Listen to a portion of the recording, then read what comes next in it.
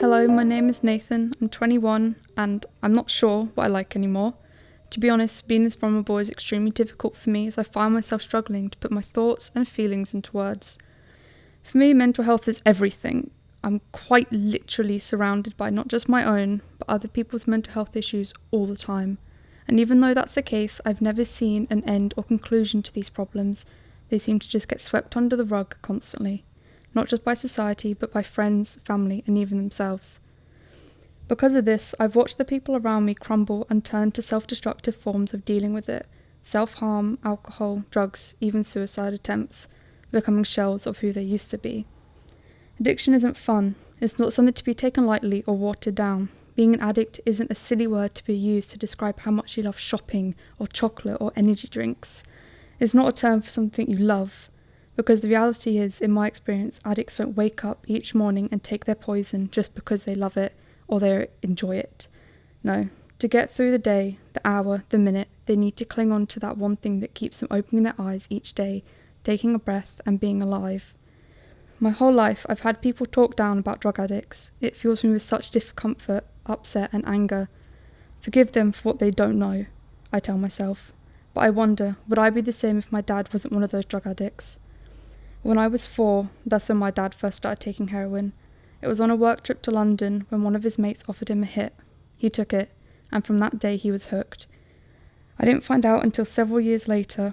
I must have been around 8 or 9. Everything started to make sense. His absentness, his inattentiveness, his rejection. Everything.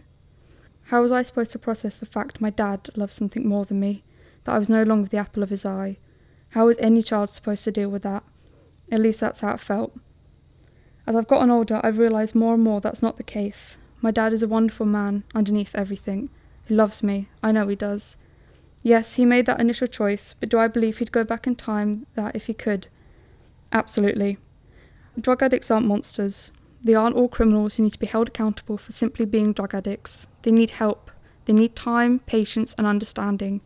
Not to be shamed, ridiculed and looked down upon simply because they live differently to you and I. People need to realise that drug addicts are still people, that they don't choose to dedicate the rest of their life, or however long, to the desperation of needing that hit. They've all got a story, and sometimes I wish we'd all listen a little bit more. I understand that every situation is different, and each person is an individual, but this is just from my personal experience.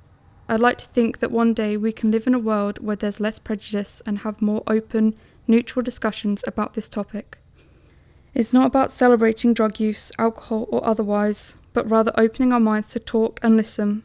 I believe there needs to be more accessible help, as for example, you can't always go into therapy unless you're sober, which is almost impossible for some people and isn't helpful to all.